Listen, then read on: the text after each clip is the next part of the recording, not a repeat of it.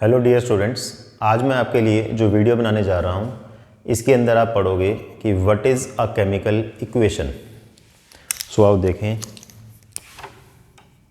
Chemical equation का मतलब क्या है।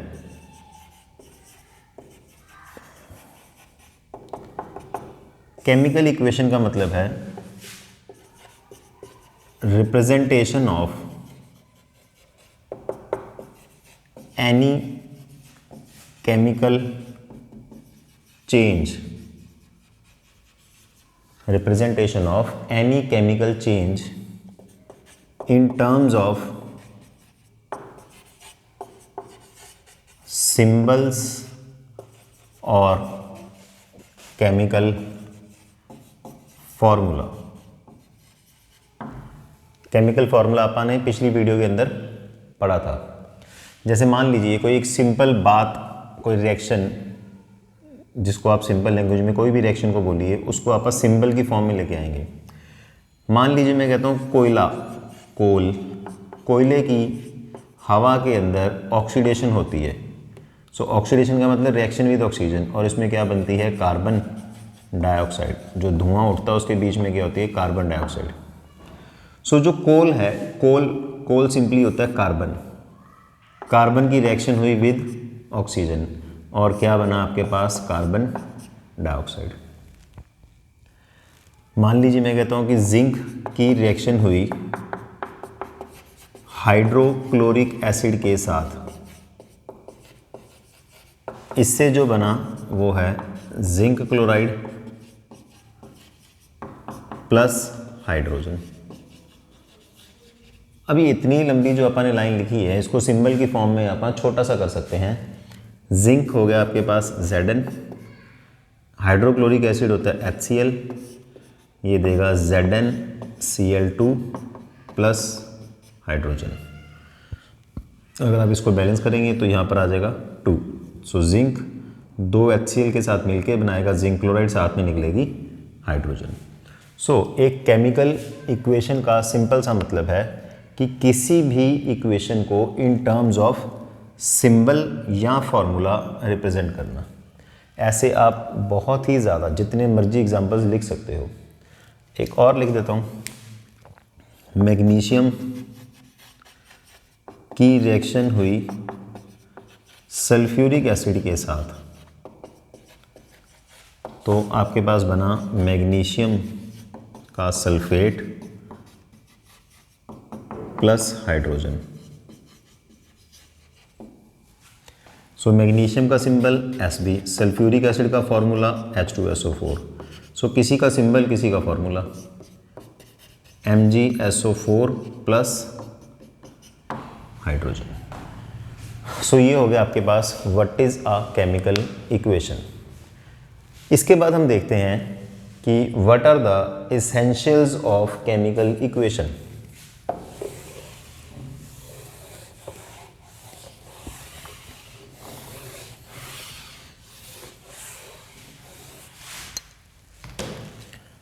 What are the essentials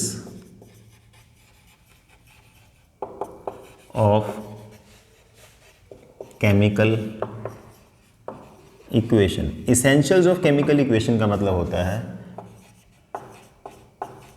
कि इसके अंदर जरूरी चीजें क्या है। सो फर्स्ट पॉइंट है, it should represent a true chemical change.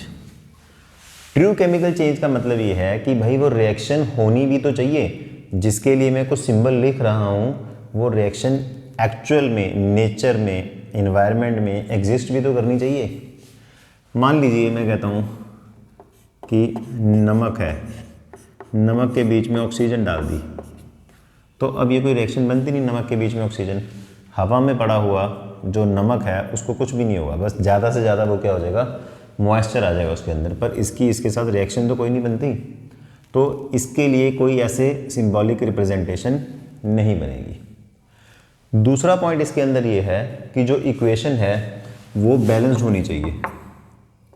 It should be balanced. So balance का मतलब ये है, जैसे अभी अपन ने लिखा zinc plus HCl gives ZnCl2 plus hydrogen.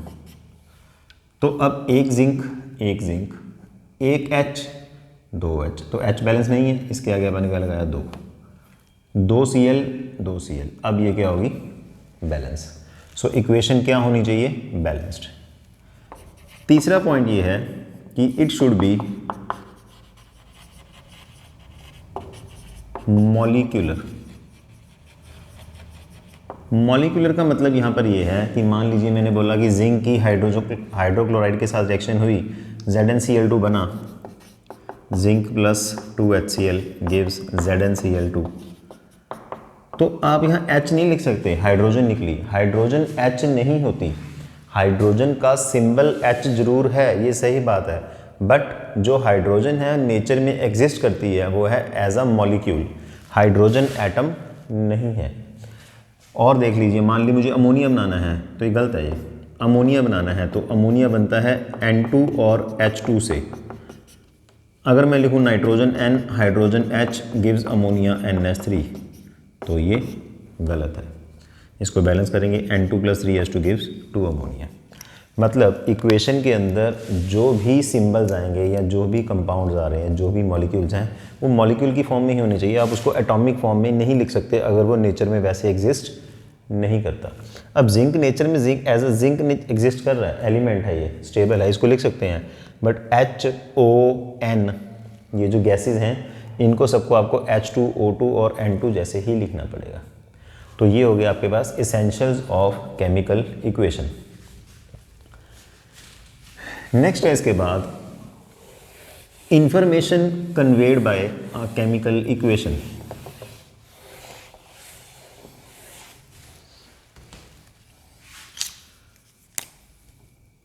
Information conveyed by chemical equation. So as a chemistry student हम एक इक्वेशन के बहुत सारे मतलब निकाल सकते हैं। मान लीजिए आपके पास ये आया zinc plus H2SO4 gives ZnSO4 plus hydrogen. इसमें सबसे पहला मतलब तो ये है कि zinc when react with sulphuric acid gives zinc sulphate and hydrogen gas. तो ये तो जो इक्वेशन थी वही उसको मैंने इंग्लिश में लिख दिया बस। अब इसके और मतलब देखिए in terms of mole concept. यहाँ पर जिंक है 1, तो मैं यहाँ ये कह सकता हूँ 1 mole zinc react with H2SO4 कितने 1 mole H2SO4 to produce 1 mole zinc sulphate and 1 mole hydrogen. सबका 1 मोल है। इसको मैं ऐसे भी लिख सकता हूं 65.3 ग्राम जिंक का ये मास होता है,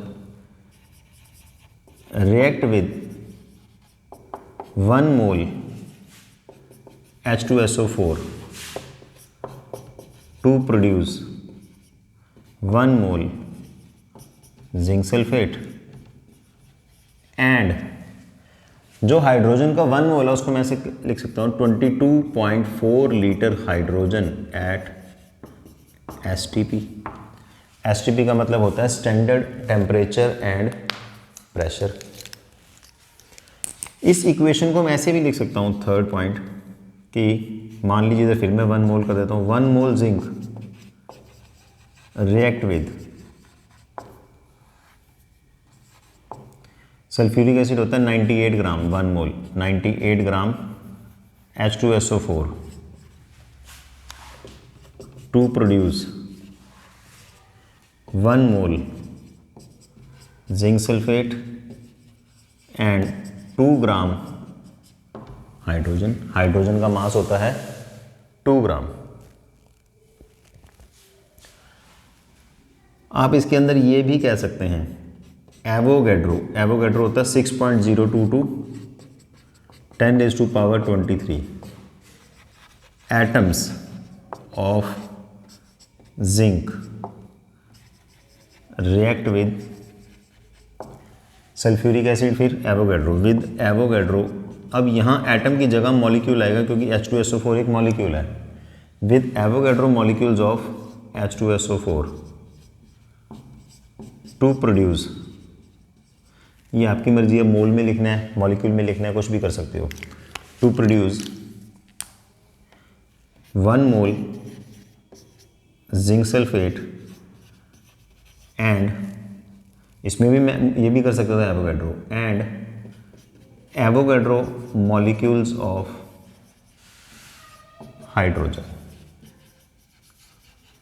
सो आप अलग अलग तरीके से इससे अलग अलग इन्फॉर्मेशन, ये मैंने अभी 4 लिखे हैं, 2-3 और तरीके भी लिख सकते हो आप, पर इतने आपके लिए सफिशेंट हैं। एक बार फिर से रिपीट करता हूँ, जिंक की रिएक्शन हो रही है सल्फ्यूरिक से और बन रहा है जिंक सल्फेट और हाइड्रोजन। अगले स्टेप में मैंने ये बता दिया कि कितने कितने, 1 मोल जिंक रिएक्ट करता है 1 मोल सल्फ्यूरिक के साथ, और इसका भी 1 बनता है और उसका भी 1 ही बनता है। मान लीजिए यहाँ पर 2 आ जाता, फिर मैं कहता 1 mole zinc react with 2 mole of H2SO4। अगले में मैंने मोल की जगह उसका मास लिख दिया, बाकी सारा टर्म मोल रह गया। हाइड्रोजन गैस का 1 मोल हाइड्रोजन का मतलब होता है 22.4 लीटर। कोई भी गैस ले लो आप, उसका 1 मोल का मतलब होता है 22.4 लीटर। फिर थर्ड में मैंने फिर मोल कर दिया 1 मोल जिंक, इस बार मैंने सल्फ्यूरिक का मास ले लिया।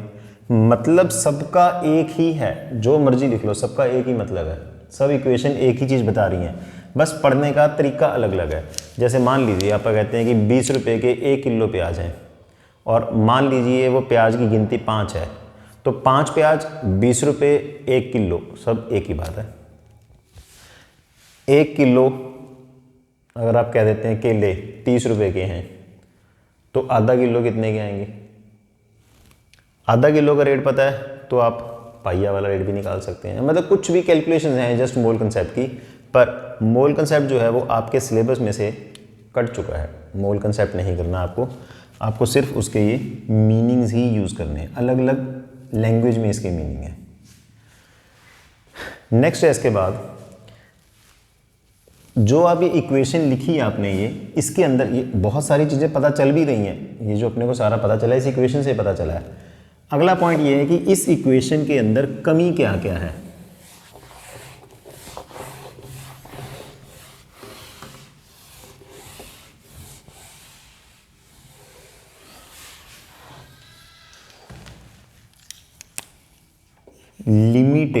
लिमिटेशंस का मतलब होता है कमियां। पहली कमी ये है कि physical state is not mentioned. Physical state का मतलब ये है कि अगर आप मान लीजिए सिंपल इक्वेशन लिखते हैं C+O2 गिव्स CO2, तो इसमें कार्बन जो है वो सॉलिड है, ऑक्सीजन गैस है, CO2 गैस है। तो ये आपको साथ बताना चाहिए कि भाई कौन किस स्टेट में प्रेजेंट है। ये अपने को ये नहीं बताती कि वेदर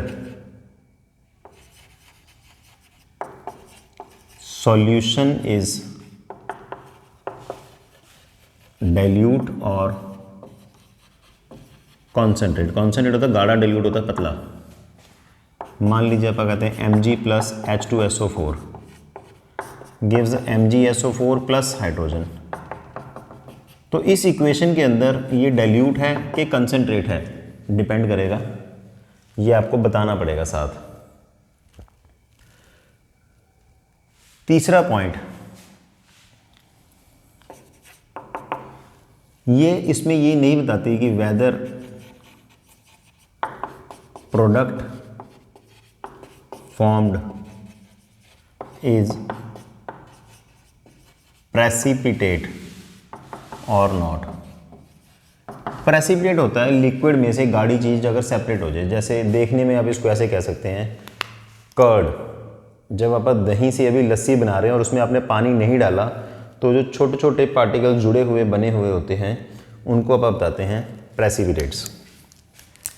जैसे आप NaCl की रिएक्शन करते हैं AgNO3 के साथ, तो उसके अंदर AgCl के छोटे छोटे पार्टिकल्स इकट्ठे होकर सॉलिड पार्टिकल बन जाते हैं, उनको बोलते हैं प्रेसिपिटेट, और उनको रिप्रेजेंट करते हैं बाय डाउनवर्ड एरो। जो प्रेसिपिटेट है इसके लिए एरो है डाउनवर्ड। अगर कुछ गैस बनता है तो उसके लिए एरो है अपवर्ड। जैसे मान लीजिए ये वाली इक्वेशन में हाइड्रोजन गैस है, तो मैं G ना लिख के अपवर्ड एरो अगर लगा दूं तो इसका मतलब क्या है, हाइड्रोजन गैस है। अगर मैंने डाउनवर्ड एरो लगा दिया इसका मतलब ये क्या है, प्रेसिपिटेट है। अगला पॉइंट इसके अंदर ये है कि ये इक्वेशन ये भी नहीं बताती, fourth point, do not tell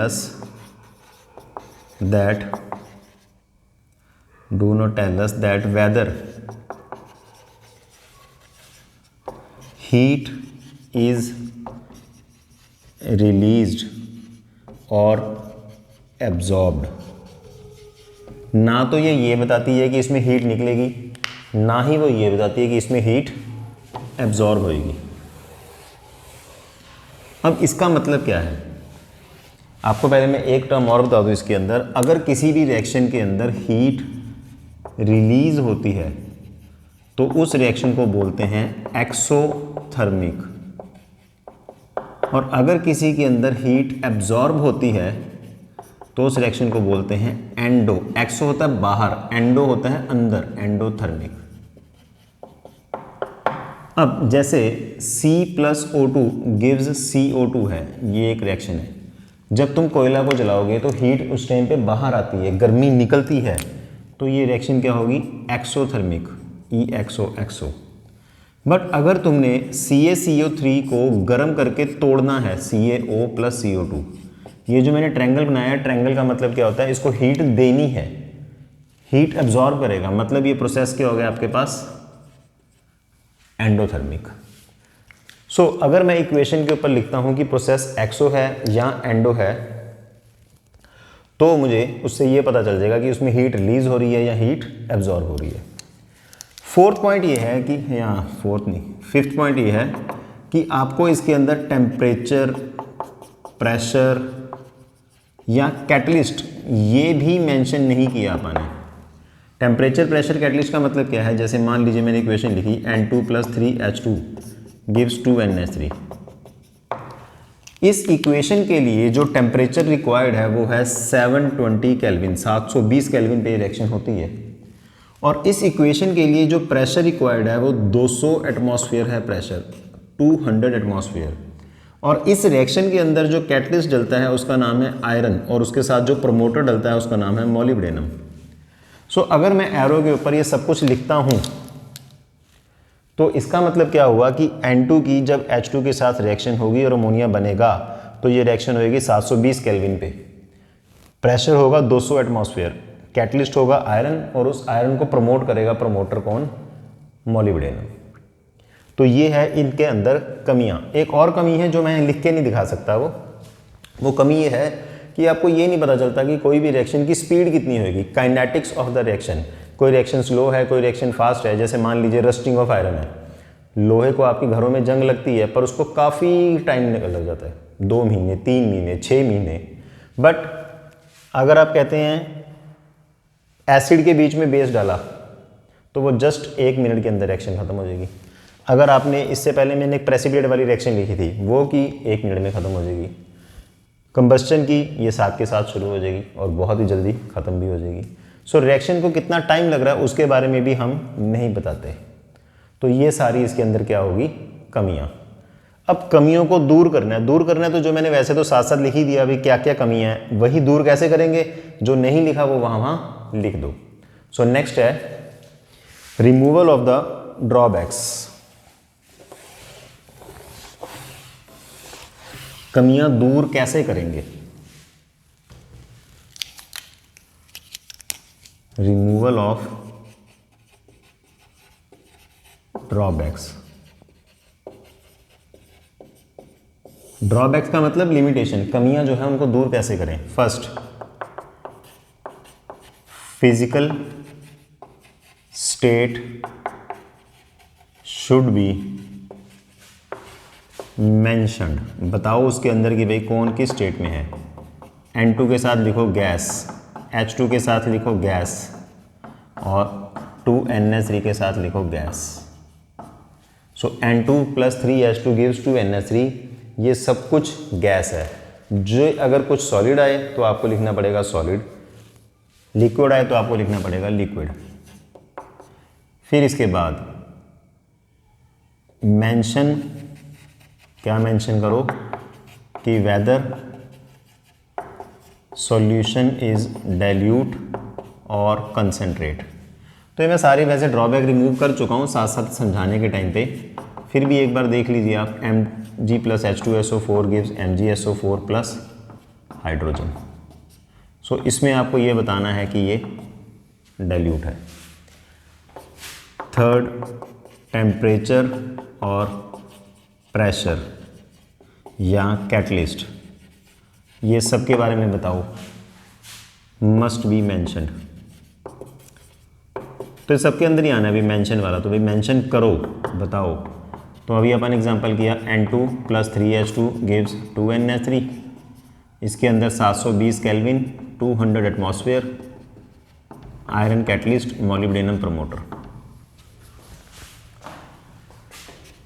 फिर इसके बाद आपको ये भी बताना है कि मेंशन वेदर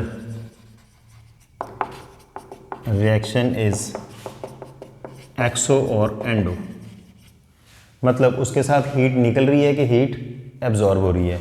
अगर निकल रही है तो कितनी निकल रही है, एब्जॉर्ब हो रही है तो कितनी हो रही है। जैसे मान लीजिए अपन कहते हैं C + O2 gives CO2, इसके साथ 394 किलो जूल हीट निकलती है, तो इसका मतलब ये प्रोसेस क्या हो गया, एक्सो।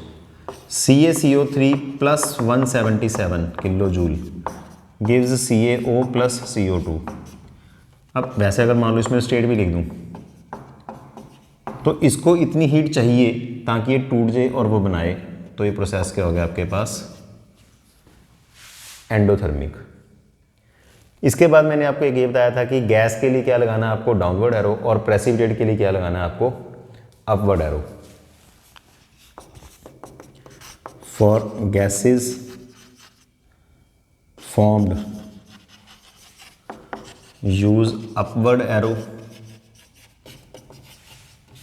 and for precipitate use